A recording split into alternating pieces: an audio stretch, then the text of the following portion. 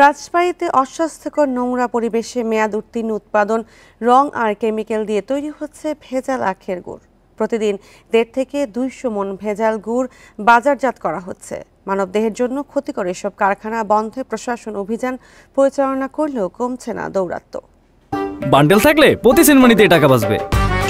বিকাশ send money bundle কিনে জিতুন প্রতি লেনদেনে। রাজবাড়ীর পাংশার, হাবাসপুর ও বালিয়াকান্দির ইসলামপুর ইউনিয়নের অন্তত 3টি কারখানায় তৈরি হচ্ছে ভেজাল আখের গুড়।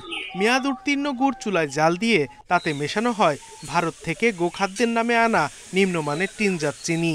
তারপর ব্যবহার করা হয় ক্ষতিকর রং ও রাসায়নিক। এসব কারখানা থেকে দিনে 150 থেকে 200 মণ ভেজাল গুড় বাজারজাত করা হয় রাজধানী সহ বিভিন্ন জেলায়। যদিও কারখানা মালিকদের দাবি, স্বাস্থ্যসম্মত পরিবেশেই এসব গুড় তৈরি হচ্ছে। আমাদের মতে স্বাস্থ্যসম্মত, কিন্তু এখনো আমরা কোনো পাই নাই। ওখানে অনেকে আসছে, অনেক সাংবাদিক আসছে, ওনারা এগুলো টেস্ট করছে। অবশ্যই ভালো না হলে যদি কারখানা দীর্ঘদিন চালায় আসতে যদি ভালো যদি নাই হইতো তাহলে তো আপনার মনে করেন কারখানা অফ হয়ে যেত। ভেজাল গুড় রাখাও হচ্ছে খোলা জায়গায়। এছাড়া রাসায়নিক আর নিম্নমানের উপাদানের কারণে এসব গুড় মানবদেহের জন্য অতি ক্ষতিকর বলছেন চিকিৎসকরা।